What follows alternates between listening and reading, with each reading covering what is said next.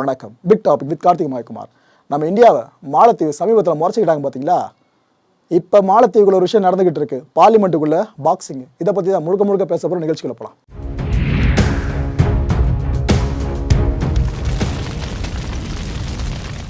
மறக்க முடியுமா இந்த முகத்தை? மாலத்தீவோட அதிபர் முகமது மொய்சு இருக்கார்ல, அவரோட முகம்தான். ஆக்சுவலாக நான் ஓப்பனாக சொல்லிடுறேன், நான் சந்தோஷத்தில் அந்த கண்டென்ட் பண்ணலைங்க. அங்கே நடந்துகிட்ருக்கு ஒரு விஷயம். ஆனால் இவங்க முன்னாடி இந்தியா சார்ந்து பண்ண சில விஷயத்துக்கு கர்மா பதிலடி கொடுத்துட்ருக்கா மாதிரி தான் நான் பர்சனலாக பார்க்குறேன். இதுக்காக அந்த நாட்டில் அமைதியின்மை ஏற்படணும் அப்படின்னு நான் எப்போவுமே நினைக்கவே இல்லை. அந்த டிஸ்க்ளைமரை கொடுத்துட்டு இந்த கண்டென்ட்டை ஆரம்பிக்கிறேன். என்ன ப்ரோ, இரங்கல் கூட்டத்துக்கு போன மாதிரி இப்படி பேசுகிறீங்க அப்படின்னு கேட்டிங்கன்னா, கிட்டத்தட்ட அப்படி தான் போயிட்டுருக்க மாலத்தீவோட நிலமை. என்னென்ன பேசினாங்க இந்தியாவை பற்றி நீங்கள் சுத்தமாக வச்சுப்பீங்களா? நீங்கள் டூரிஸ்ட்லாம் அங்கே வாங்கன்னு சொன்னீங்க லட்சத்தீவுக்கு. மாலத்தீவு டூரிசம் அளவுக்கு உங்களால் பண்ண முடியுமா? அங்கெல்லாம் ரூமே க்ளீனாக வச்சுருக்க மாட்டீங்க. இதெல்லாம் பேசுனாங்க. ஆனால் இப்போ நடந்துகிட்ருக்கு சில கூத்துகள். சரி, அதெல்லாம் சொல்கிறதுக்கு முன்னாடி சமீபத்தில் நடந்த ஒரு விஷயத்த சொல்லிட்டுறேன்னு. இந்த லட்சத்தீவு மாலத்தீவு விவகாரம் பெருசாக மாறின பிற்பாடு இந்த அதிபர் இருக்கார் பாருங்க, இவர் வாய வச்சுட்டு சும்மா இல்லாமல் சீனாவுக்கு போனவர் அங்கே சீன அதிபரை சந்தோஷப்படுத்துறேன்ற பேரில் இந்தியாவை மறைமுகமாக சாடுற மாதிரி சில விஷயங்களை பேசிட்டு வந்திருந்தார். அதுக்கப்புறம் நாடு திரும்பின இவருக்கு அவர் நாட்டுக்குள்ளேயே சம எதிர்ப்பு, மாலத்தீவுக்குள்ளேயே அந்த அதிபருக்கு சரியான எதிர்ப்பு. இதுக்கப்புறம் என்ன மனமாற்றம் அடைஞ்சாரோ என்னவோ தெரியல. சமீபத்தில் நாம் குடியரசு தின விழாவை வெகு விமர்சையாக கொண்டாடணும் பார்த்தீங்கன்னா நம்ம நாட்டில் இந்தியாவில். அந்த நேரத்தில் உலக தலைவர்கள்லாம் இந்தியாவுக்கு வாழ்த்து தெரிவிச்சிட்டு இருந்தாங்க. அப்படி வாழ்த்து தெரிவித்த ஒரு தலைவர் தான் மொய்சு கூட. இவர் என்ன தெரியுமா அந்த வாழ்த்தில் பதிவு பண்ணியிருந்தாரு? அதில் முக்கியமான 2 வரிகள் இதுதான்: nurtured by centuries of friendship, mutual respect and a deep sense of kinship. யார் இந்த வார்த்தைகளை பயன்படுத்துகிறா? மொய்சு. அதாவது நூற்றாண்டை கடந்து நம்ம இந்தியா மாலத்தீவு இடையில உறவு பெருசாக போயிட்டுருக்கான். நட்புறவு செம்மையாக இருக்கான். பரஸ்பர மரியாதை பயங்கரமாக இருக்காங்க சொல்கிறது மொய்சு. ஆனால் இந்த உறவுக்கு விரிசல் ஏற்பட காரணமாக இருந்தவர் இவர் தான். அதெல்லாம் மறைச்சிட்டு நமக்கு வாழ்த்து தெரிவிக்கிறன்ற பேரில் இதை சொல்லியிருக்கா. அப்படி சரி, ஓகே, அரசியல் நாகரிகம் அப்படின்னு இதை எடுத்துக்கிட்டு நாம் கடந்து போயிடலாம். நாம் விட்டால் கூட கர்மா விடாது போல இருக்குது. இப்போ என்ன இருக்குது நாடாளுமன்றத்தில் தெரியுமா? மாலத்தீவு நாடாளுமன்றத்தில் பாக்ஸிங் மேட்ச்லாம் நம்ம பார்த்துருப்போல, அது ரிங்குக்குள்ளே நடக்கும். ரிங்குக்கு வெளியே ஒரு பாக்ஸிங் மேட்ச்சு 4-5 பேர் சேர்ந்து கும்பலாக அடிச்சுக்கிறாங்க அப்படின்னா எப்படி இருக்கும்? இப்போ ஏற்பட்ட சினாரியோ மாலத்தீவு பார்லிமெண்ட்டுக்குள்ளே அரங்கேறி இருக்குங்க. அந்த காட்சியெல்லாம் கண்ணு வச்சு பார்க்க முடியல, அப்படி அடிச்சுக்கிறாங்க. அதுவும் சில எம்பிஸ் பண்ணுறாங்க, ஒருத்தரை கீழே படுக்க வச்சு காலை எடுத்து கழுத்தில் வச்சு அழுத்துறாங்க. நடக்குது, பார்லிமெண்ட்டுக்குள்ளே நடக்குது. இது மாலத்தீவில் இவ்வளோ காட்சிகளாக நடந்திருக்கு. நான் முடிஞ்ச அளவுக்கு உங்களுக்கு காட்சிகளை ஷோ பண்ணுறேன். ஆனால் சில காட்சிகளை நான் வேணுமே ஒளிபரப்ப மாட்டேன், அதையும் சொல்லிடுறேன். ஏன்னா டிஸ்டர்பிங்காக இருக்கும். அப்படி அடிச்சுக்கிட்டு இருக்காங்க ஒவ்வொரு எம்பிஸும் உள்ள. இந்த மாலத்தீவு நாடாளுமன்றத்தில் மொய்சு இருக்கார்ல, இந்த அதிபர், அவர் என்ன பண்ணிட்டாரு? நம்மளோட அமைச்சரவையை பெருசாக மாத்திரம் என்ன, ஒரு 4 பேரை புதிய அமைச்சராக நியமிப்போமே அப்படின்ட்டு ஒரு முடிவு எடுத்துட்டாருங்க. இந்த கேபினட்டை எக்ஸ்பேண்ட் பண்ணுறது அப்படின்றது பெரிய விஷயம். ஸோ அதுக்கு நாடாளுமன்ற ஒப்புதல் அப்படின்றது கண்டிப்பாக தேவை. அந்த 4 புதிய அமைச்சர்கள் இருக்காங்களே, இவங்களை கேபினெட்குள்ளே நுழைய வைக்கிறது சார்ந்து ஒரு விவாதம் மாலத்தீவு நாடாளுமன்றத்தில் நடக்குது. ஸோ 22 அமைச்சர்களாக இந்த எண்ணிக்கை உயர்வதற்கான விவாதமாக தான் இது போய்கிட்டு இருக்கு. அந்த 4 பேர் சேர்த்தா 22 பேராக மாறிடும். வாக்கெடுப்புன்ற ஒன்று கம்பல்சரி இருக்கும் பார்த்தீங்கன்னா. இது போல முக்கியமான விஷயங்கள்ல வாக்கெடுப்புக்கான நேரத்தை ஒதுக்கிட்டாங்க. பிற்பகல் 1 மணி வாக்கில் வாக்கெடுப்பு நடக்கும்பா அப்படின்னு சபாநாயகர் அறிவிச்சிட்டாரு. இந்த நேரத்தை எதிர்பார்த்து எல்லாரும் காத்துக்கிட்டு இருந்தாங்க. ஒரு பக்கம் ஆளுங்கட்சி ரூலிங் பார்ட்டி அதிபர் தான் நம்ம மொய்சு, ஓகேவா? அவரோட கட்சி தான் இந்த பிஎன்சின்னு சொல்லுவாங்க, பீப்புள்ஸ் நேஷனல் காங்கிரஸ். இதுக்கு அடுத்து இந்த எதிர்கட்சிகளும் ஒரு சில கட்சிகள் இருக்குங்க. அதில் முக்கியமான கட்சியாக பார்க்கப்படுறது எம்டிபி, அதாவது மால்டீவியன் டெமோக்ராட்டிக் பார்ட்டி. ஸோ எல்லா எம்பிஸும் வெறித்தனமாக காத்துக்கிட்டு இருக்காங்களா? அந்த வெறித்தனம் வாக்களிக்கிறதுக்காக மட்டும் இல்லை, சண்டை போடுறதுக்காக சேர்த்து தான். இந்த வாக்குப்பதிவு நடக்கிறதுக்கு சில நிமிடங்களுக்கு முன்னாடிங்க, அதாவது பிற்பகல் 1 மணிக்கு முன்னாடி என்ன நடக்குது? அங்கே இருந்த எம்பிஸ்லாம் திடீர்னு ஷவுட் பண்ண ஆரம்பிக்கிறாங்க, பயங்கரமாக கத்துறாங்க. ஒரு பக்கம் எதிர்கட்சி எம்பிக்கெல்லாம் கத்திக்கிட்டு இருக்க, இன்னொரு பக்கம் ஆளுங்கட்சி எம்பிக்கெல்லாம் அவங்ககிட்ட சமாதானம் பேசுறதுக்கு அவங்க சில விஷயங்களை முன்வைக்கிறாங்க. கடைசியில் அதுவே பிரச்சனையை பெருசாக மாற்றி விட்டுருச்சு. இந்த எதிர்கட்சியோட எம்பிக்கெல்லாம் என்ன சொல்லிட்டாங்க? எதுக்கு புதுசாக 4 அமைச்சர்கள், அதுக்கு ஒரு வாக்கெடுப்பு ஒரு கேடா? அதெல்லாம் தேவையில்லை, இருக்கிறதே போதும். ஏற்கனவே எல்லா நாடுகள்கிட்டையும் பிரச்சனையை வளர்த்து வச்சுருக்கீங்க, திருப்பி 4 பேர் வேணுமான்னு எல்லாரும் கத்த ஆரம்பிச்சிட்டாங்க. ஒரு கடத்தில் என்ன ஆயிடுச்சு? இந்த சபாநாயகர் இருக்கார்ல, அவருடைய இருக்கையை இந்த எம்பிஸ்லாம் முற்றுகையிட்டாங்க. முற்றுகையிட்டவங்க சபாநாயகர் பேசுறது வெளியவே கேட்கக்கூடாதுன்ட்டு அந்த மைக்கை பிடுங்க ட்ரை பண்ணிட்டாங்க. இவ்வளோ பேர் இங்கே கூச்சல் எழுப்பிட்டு இருக்கோம், நீ எப்படிப்பா பேசலான்ட்டு சபாநாயகரை குறி வச்சு இவ்வளோ வேலைகளை பண்ணிட்டாங்க. இது ஆக்சுவலாக அனிமேட் பண்ணப்பட்டதோ ஒரு கார்ட்டூன்லேருந்து எடுக்கப்பட்ட காட்சியோ கிடையாதுங்க. மாலத்தீவு நாடாளுமன்றத்துக்குள்ளே இப்போ நடந்திருக்க காட்சி. நடுவில் உட்காந்துருக்காரு பாருங்க நாயகர், சபைக்கே நாயகர். இவரை சுற்றி நின்றுக்கிட்டு பிபி வாச்சிட்டு இருக்காங்க எம்பிஸ்லாம். இந்த காட்சிகள்லாம் பதிவாகியிருக்கு. இந்த மனுஷனை எவ்வளோ வெறுப்பேற்ற முடியுமோ அவ்வளோ வெறுப்பேற்றி தள்ளியிருக்காங்க. அதுவும் அந்த பிபி சவுண்ட்லாம் கேட்கணுமே. நீங்கள் ஏதோ திருவிழாவுக்கு போய்ட்டு அந்த குழந்தை ஊதுற பிபியா இல்லை பார்லிமெண்ட்டுக்குள்ளே நடக்கிற விஷயமா இதுன்ட்டு நீங்கள் புருவங்களை உயர்த்துவீங்க. ஏன்ப்பா குழந்தைங்களே டியூனோடு நல்லா பண்ண போல இருக்குப்பா, நீங்கள் என்னப்பா பண்ணுறீங்கன்னு உங்களுக்கே கடுப்பாவுங்க. அப்படி வேலையை பார்த்து வச்சுருந்தாங்க.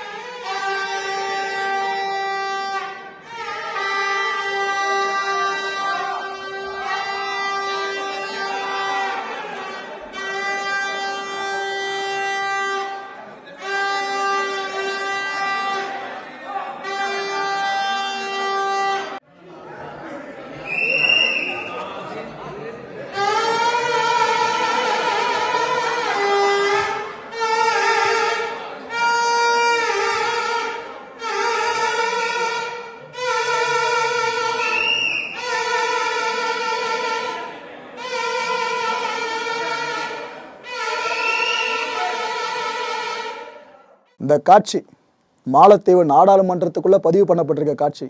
என்ன அடி அடிக்கிறாங்க பாருங்க. உடைக்கும் ஒருத்தரோட பிஹேவியருக்கும் சம்மந்தமே இருக்காதுன்னு சொல்லுவாங்களே, இங்கே தெளிவாக தெரியுது பார்த்தீங்களா.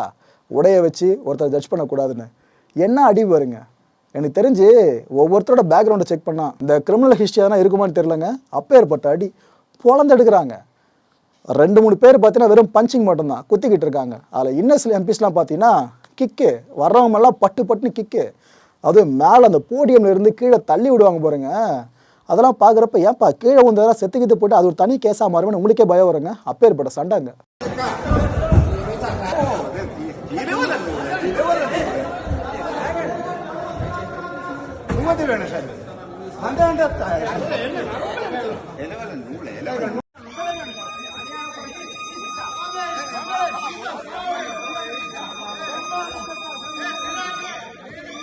மொய்ஸோட நிலைமை இப்போ கவலைக்கிடம் தான் சொல்லணும். எதுக்காகனா 4 பேரை உள்ளே வரணும்னு சொல்லிட்டு தான் இந்த கேபினெட்டை விரிவாக்க தலைவர் வேலை பண்ணியிருந்தா அப்படி.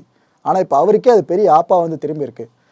இவர் தரப்பில் இருக்க எம்பிஸ் இருக்காங்களே, ஆளுங்கட்சி தரப்பில், அவங்களோட எண்ணிக்கையை விட இந்த ஆப்போசிஷன் பார்ட்டிஸ் இருக்காங்களே, எதிர்கட்சிகளை சேர்ந்தவங்க, அந்த எம்பிஸோட பலம் நாடாளுமன்றத்தில் அதிகம். ஸோ இவர் நினைக்கிற விஷயம் நாடாளுமன்றத்தில் இதுக்கப்புறம் நடக்கிறது கேள்விக்குறியான ஒன்று தான். ஏன்னா உலகத்தில் இருக்க எந்த பார்லிமெண்ட் வேணாலும் எடுத்துக்கோங்க, அங்கே மெஜாரிட்டி எங்கே இருக்கோ அதுக்கு மட்டும் தான் வெற்றி கிடச்சிக்கிட்டே இருக்கும். நம்ம இந்தியாவை எடுத்துக்கோங்க, ஒரு மசோதா தாக்கல் பண்ணப்படுது அப்படின்னா எந்த பக்கம் எம்பிஸோட ஆதரவு அதிகமாக இருக்கும் அந்த பக்கம் தான் ஜெயிக்கும். அந்த வகையில் இங்கே மத்திய அரசு சார்பில் இட் மீன்ஸ் பாஜக முன்வைக்கிற எந்த மசோதாவை தான் நிறைவேறதுக்கு காரணம் அங்கே எம்பிஸோட பலம் அவங்களுக்கு அதிகமாக இருக்குன்றது தான்.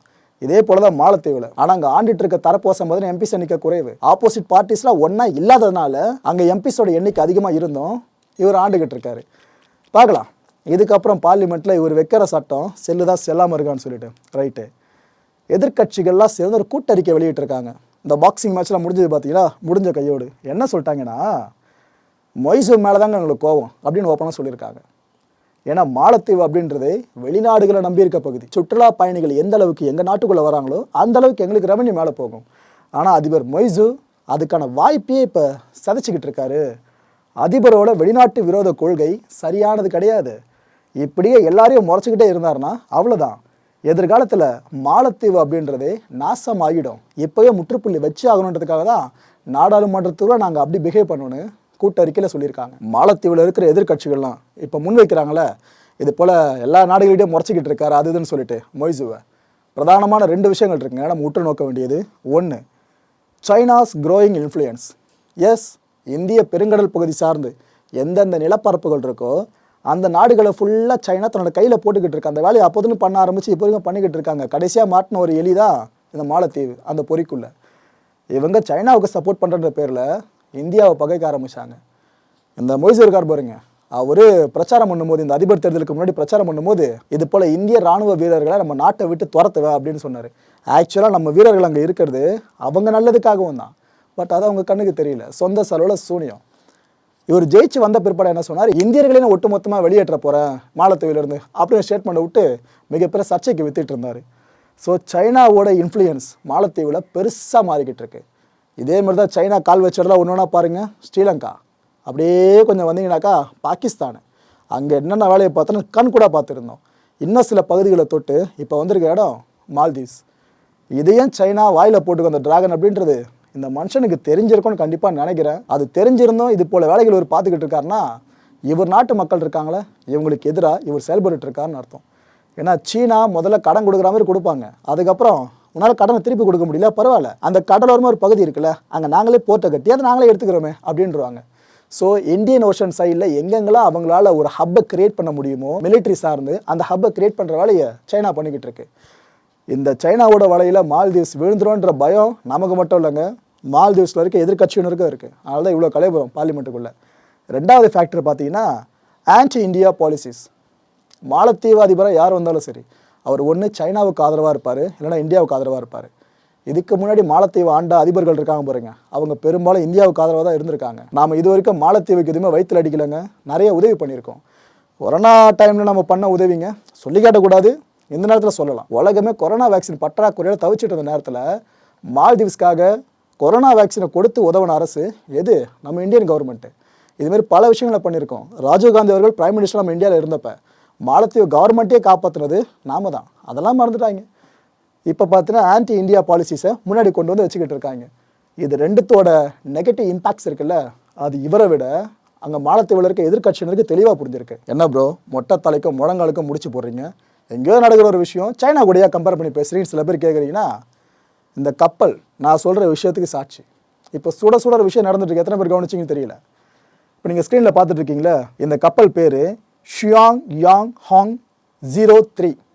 பேரை பார்க்கும்போது தெரிஞ்சிருக்கும், வாயில் நுழையாமல் இருக்குன்னா கண்டிப்பாக சைனாவோட கப்பலாக தான் இருக்கும்னு. இந்த சீன கப்பல் இந்த ரிசர்ச் பர்பஸ்க்காக பயன்படுத்தப்பட்டதாக சொல்கிறாங்க. அப்படி தான் சொல்லிட்டு வரும் இந்த கப்பல். ஆனால் உளவு பார்க்கறதுக்கு ஆபத்துகள் நிறைய இருக்குன்னு இந்தியா உட்பட பல நாடுகள் ஏற்கனவே பகிரங்கமாக குற்றம் சாட்டிடுச்சு. பலூனை வச்சே உளவு பார்க்குறவங்க இவ்வளோ பெரிய கப்பலை வச்சு பார்க்காம இருப்பாங்க. இந்த விஷயங்களை சொல்கிறது யார் தெரியுமா? யூஎஸ் நேவல் இன்ஸ்டியூட்டுங்க. அவங்க இப்போ பகிரங்கமாக குற்றம் சாட்டியிருக்காங்க இந்த கப்பலை பேஸ் பண்ணி. அப்படி என்னப்பா அந்த யூஎஸ் நேவல் இன்ஸ்டியூட் சொல்லியிருக்குன்னு கேட்டிங்கன்னா இதை தாங்க சொல்லியிருக்கு. அதாவது இந்த சீன கப்பல் இருக்குல்ல, அது இந்திய பெருங்கடல் ஆய்வு சார்ந்துன்னு சொல்லி களமிறக்கப்பட்டுட்டு இது இங்கேருந்து அப்படியே மால்தீவ்ஸ் பக்கம் போகாமல் இந்தோனேஷியா பக்கம் போயிட்டு அங்கேருந்து மால்தீவ்ஸ் போகிறதுக்கு ரூட்டை கிரியேட் பண்ணியிருக்கு. எதுக்கு இந்தோனேஷியா போகணும் தேவையில்லாமல்? இந்த சந்தேகம் நம்மளுக்கே வருதுல்ல.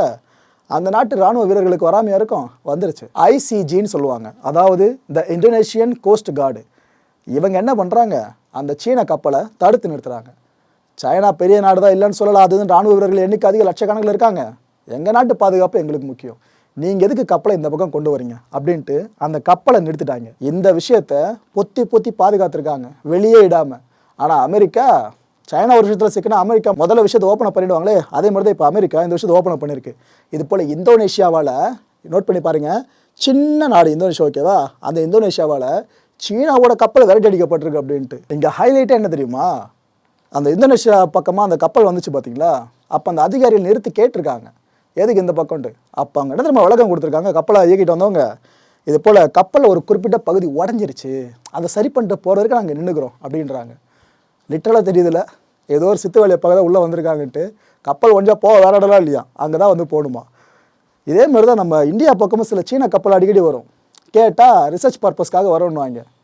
உள்ளுக்குள்ளே என்னென்ன ரிசர்ச் நடக்குதோ பாருங்கள், ஸ்பையை தான் ரிசர்ச்ன்ற மாதிரி இருக்குது.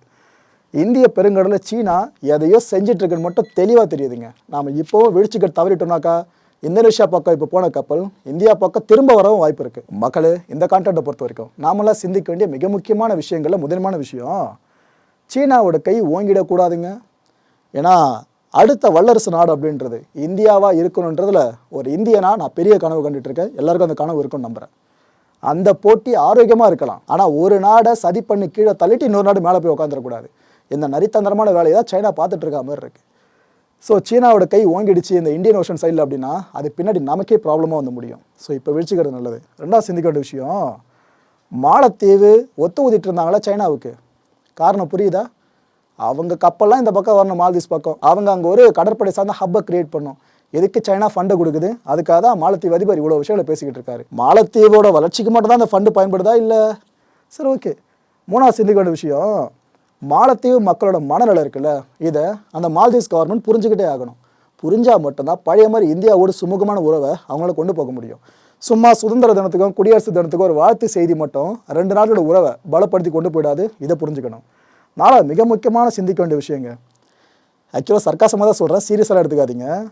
காங்கிரஸ்னாலே பாஜகவுக்கு எங்கேயுமே ஆகாது போல இருக்குது.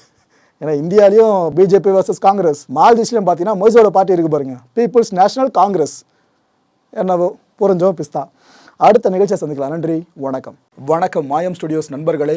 மாயம் ட்ரெண்ட்ஸ் அப்படின்ற ஒரு புதிய ஃபேஸ்புக் பேஜை ஓப்பன் பண்ணியிருக்கோம். நீங்கள் யூடியூப்பில் பார்த்துட்டு இருக்கீங்களா நம்மளோட கான்டென்ட்ஸ்லாம். இதெல்லாம் விட ஒரு படி மேலே ரொம்ப கிறிஸ்பாகவும் ரொம்ப சூப்பராகவும் நிறைய கான்டென்ட்ஸ் உங்களுக்கு இந்த பேஜில் காத்துட்ருக்கேங்க. ஸோ உடனடியாக ஃபேஸ்புக் பிளாட்ஃபார்ம் போங்க, மாயம் ட்ரெண்ட்ஸ்னு டைப் பண்ணி சர்ச் பண்ணி நம்ம பேஜை ஃபாலோ பண்ணுங்கள். அப்படியே நம்ம சேனலையும் நீங்கள் சப்ஸ்கிரைப் பண்ணிட்டீங்க அப்படின்னா இன்னும் நிறைய புது புது கான்டென்ட்ஸை உங்களுக்காக ப்ரொடியூஸ் பண்ணி கொடுத்துக்கிட்டே இருப்பாங்க. நீங்கள் பண்ணுற ஒவ்வொரு சப்ஸ்கிரிப்ஷனும் எங்களுக்கு பெரிய மோட்டிவேஷனாக அமையும்.